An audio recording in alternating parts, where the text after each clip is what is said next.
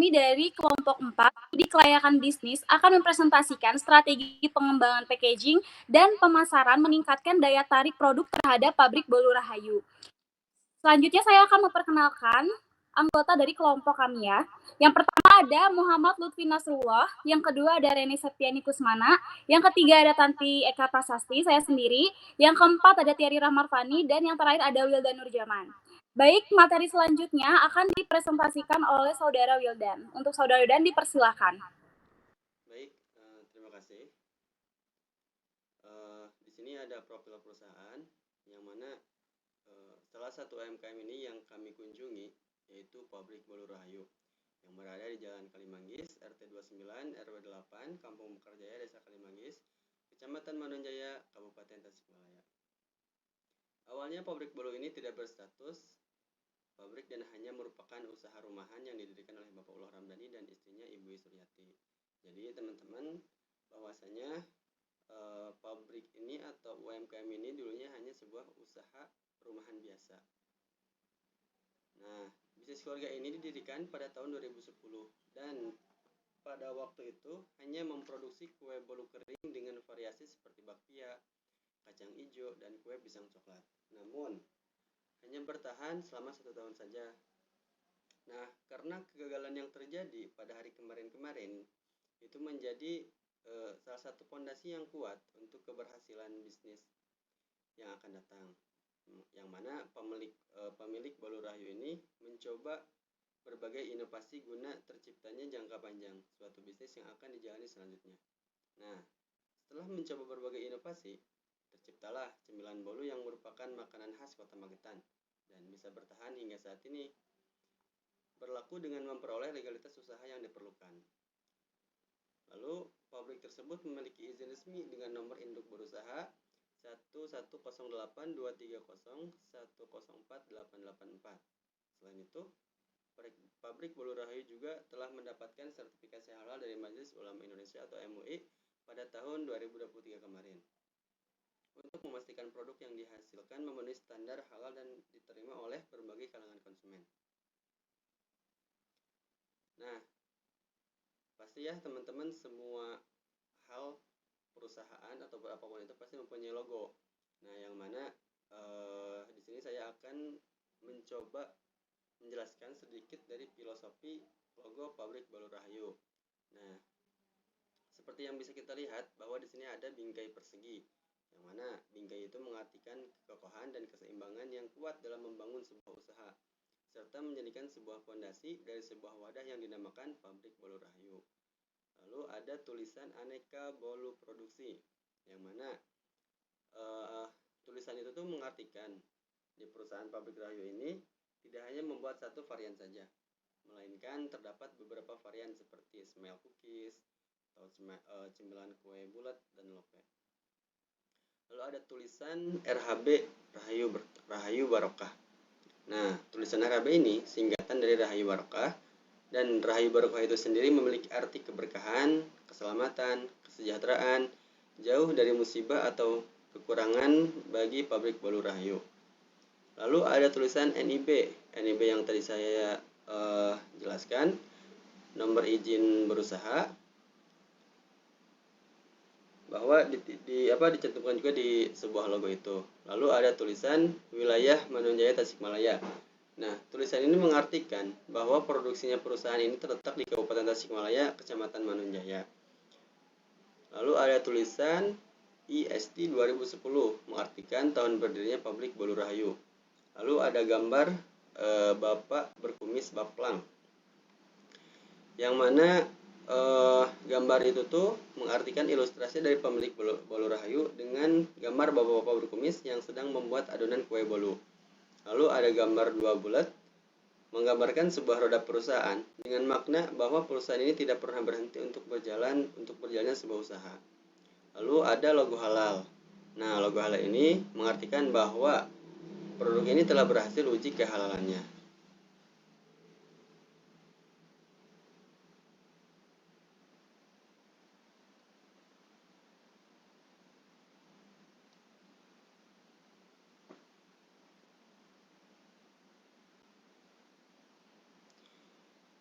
Rencana pengembangan.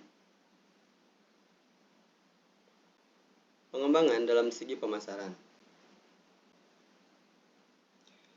Dalam segi pemasarannya, pabrik Belu Raya ini masih menjual secara offline, seperti didistribusikan ke warung, ke pasar, dan distributor. Dan distributor makanan jangkauan.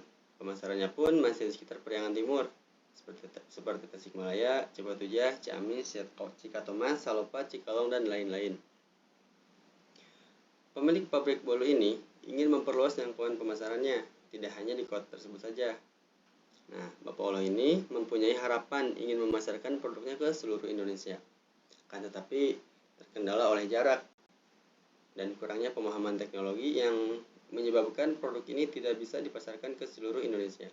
Sehingga kami berencana melakukan pengembangan dalam segi pemasaran secara online. Baik, terima kasih kepada Saudara Wildan. Selanjutnya akan dilanjutkan oleh Saudara Reni. Pada Saudara Reni dipersilakan.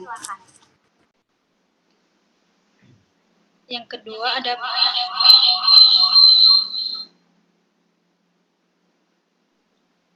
ada pengembangan dalam kemasan plastik. Terdapat dua jenis pilihan kemasan yang akan kami gunakan dalam packaging produk ini. Pertama, kemasan bus dengan ukuran 20 x 10 x 6 yang dapat memuat 60 butir produk Bolu Rahayu. Sementara itu, tersedia juga kemasan standing pouch dengan ukuran 16 x 22. Kemasan standing pouch diperuntukkan khusus bagi konsumen yang membeli varian Smile Cookies, yaitu produk bolu kering dari pabrik Bolu Rahayu. Alasan kami memilih untuk membedakan varian Smile Cookies dan bolu bulat serta loaf dengan menggunakan kedua jenis kemasan yang berbeda, karena perbedaan daya tahan kedua jenis cemilan tersebut. Jika kedua varian tersebut dikemas menggunakan kemasan dus yang sama, varian Smile Cookies akan kehilangan keawetannya karena adanya suhu ruang udara terbuka di dalam kemasan tersebut. Oleh karena itu, kami memutuskan untuk menggunakan standing pouch sebagai opsi kemasan bagi varian Smile Cookies. Yang selanjutnya ada aspek pemasaran. Yang pertama ada segmen sasaran. Segmentasi sasaran adalah pembagian pasar atau konsumen menjadi kelompok-kelompok yang lebih kecil atau segmen yang lebih tepat didefinisikan.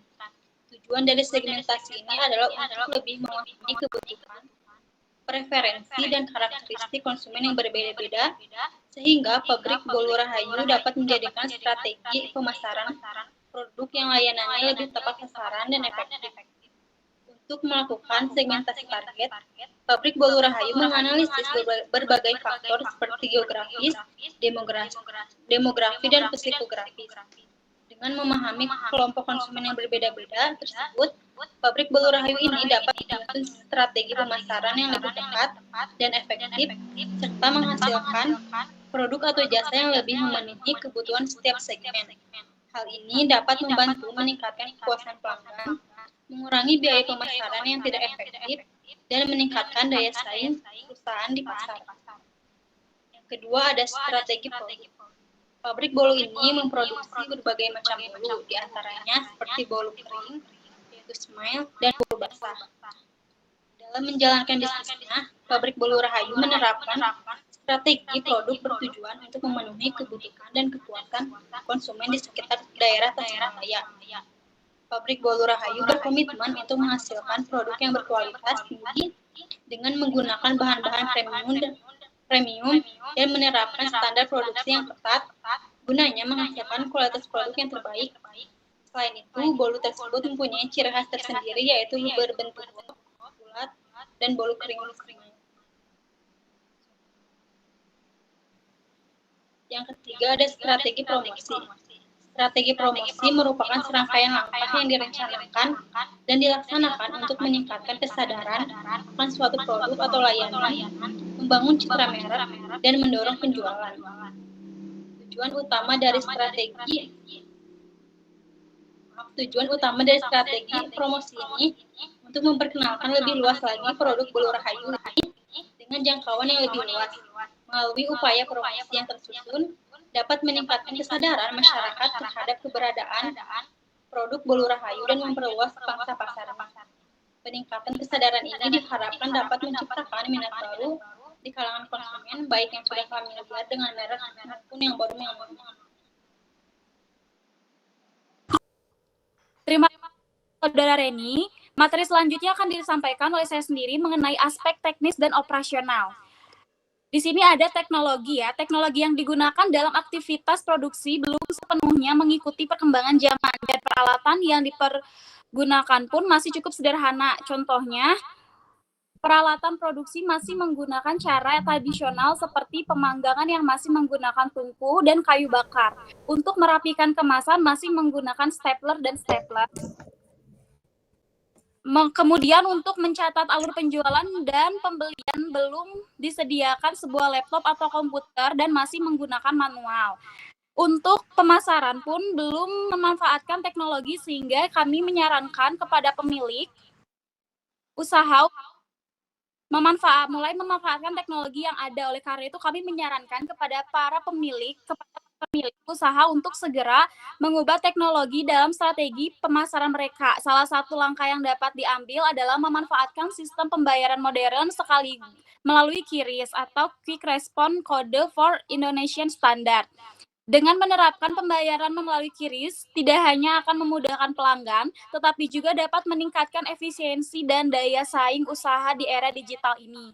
Untuk mempermudah proses absensi karyawan, kami juga menyarankan mempergunakan teknologi online sistem fingerprint ataupun scan barcode. Dengan menggunakan metode ini, pencatatan kehadiran lebih akurat dan efisien serta meminimalkan potensi kesalahan. Sistem ini tidak hanya memastikan keakuratan data absensi, tetapi juga memberikan kemudahan bagi karyawan dalam melaporkan kehadiran mereka secara cepat tanpa hambatan. Materi selanjutnya masih mengenai aspek dan aspek teknis dan operasional. Di sini ada layout tempat usaha dari pabrik Belu Rahayu ya. Di sini saya akan mencoba menjelaskan satu persatu atau alur dalam layout ini. Jadi di bagian depan tempat usaha ini adalah tempat penyimpanan stok Bolu Rahayu. Selanjutnya kita bakal masuk ke proses produksi di mana proses pembuatan bolunya ya. Nah, nanti di sebelah kanan itu ada tempat penyimpanan untuk bahan baku. Selanjutnya ada tempat untuk proses penggilingan bahan baku. Nah, selanjutnya juga ada proses atau tempat pencetakan. Dilanjut ada tungku, dan itu tuh tungku tuh tempatnya terpisah ya, maksudnya beda ininya. Agak menjorok ke dalam, ke sebelah sana gitu, ke arah dalam. Terus ada juga ini tempat untuk mengoleskan mentega ke dalam cetakan. Nah, nanti alurnya setelah dari tungku itu nanti bolunya akan dikeringkan di tempat packing ya. Bisa kita lihat di situ ada tempat packing. Nah, di situ nanti bolunya akan dikeringkan sebelum dimasukkan ke dalam kemasan. Selanjutnya di pinggirnya itu ada tempat untuk menyimpan atau tempat untuk memberikan logo pada kemasan. Mungkin cukup sekian mengenai layout. Materi selanjutnya akan disampaikan oleh Saudari Tiari. Kepada Saudari Tiari dipersilakan. Selanjutnya ada aspek finansial dan keuangan. Tabel payback period ini merupakan metode sederhana untuk mengukur waktu yang diperlukan untuk mendapatkan kembali investasi awal yang telah dilakukan. Pada bisnis pabrik Belu Rahayu ini sesuai dengan data di atas bahwa menunjukkan waktu kurang 5 tahun atau kurang dari waktu investasi yang diasumsikan pengembaliannya selama 5 tahun. Tetapi sudah kembali pada tahun kedua, maka usaha ini dikatakan layak, di mana aliran kas masuk sebanding dengan investasi awal. Semakin pendek payback period, semakin cepat investasi dapat dikembalikan. Selanjutnya yaitu tabel payback period ini merupakan metode sederhana untuk mengukur waktu yang diperlukan untuk mendapatkan kembali investasi awal yang telah dilakukan. Pada bisnis pabrik Rahayu ini sesuai dengan data di atas bahwa payback period menunjukkan waktu kurang 5 tahun atau kurang dari waktu investasi yang diasumsikan pengembaliannya selama 5 tahun. Tetapi sudah kembali pada tahun kedua, maka usaha ini dikatakan layak, di mana aliran kas masuk sebanding dengan investasi awal. semakin pendek payback period, maka semakin cepat investasi dapat dikembalikan. Ada profitability index. Tabel profitability index membantu mengukur keuntungan relatif dan potensi menguntungkan suatu investasi. Semakin tinggi nilai indeks keuntungan, maka semakin menguntungkan investasi tersebut. Dapat dilihat pada tabel di atas, perhitungan profitability index pada ini di mana dengan asumsi menunjukkan hasil profitability index sebesar 44.615,99 sehingga usaha dikatakan karena lebih dari satu.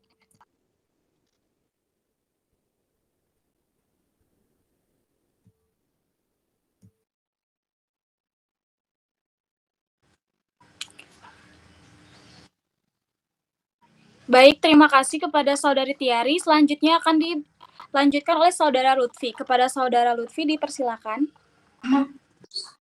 Oke, selanjutnya di sini ada tabel net present value atau NPV. Menghitung selisih antara nilai sekarang dari arus kas masuk dengan investasi awal. Pada tabel 5 adalah hasil nilai MPV pabrik Bolu Rahayu, di mana nilai MPV pabrik Bolu Rahayu itu yang menunjukkan di angka 1.657.110,63. Lalu di sini ada tabel internal rate of return atau juga IRR. Pada pabrik Bolu Rahayu menunjukkan tingkat pengembalian selama 5 tahun.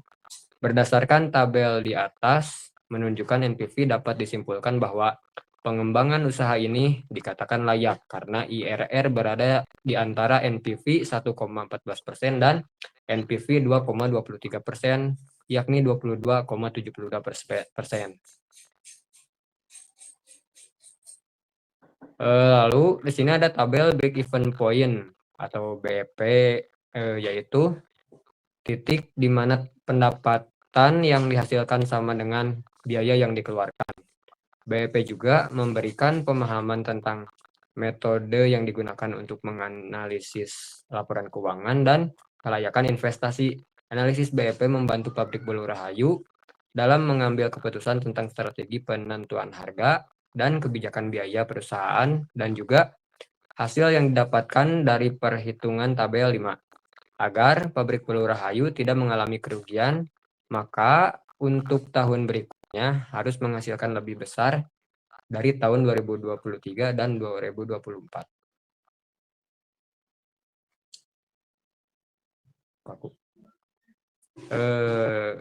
Untuk ini ada kesimpulan aspek finansial dan keuangan. Di sini kita dapat menyimpulkan dari hasil aspek keuangan, maka diperoleh hasil bahwa pengembangan bisnis yang dilakukan oleh pabrik Bolu Rahayu dikatakan layak.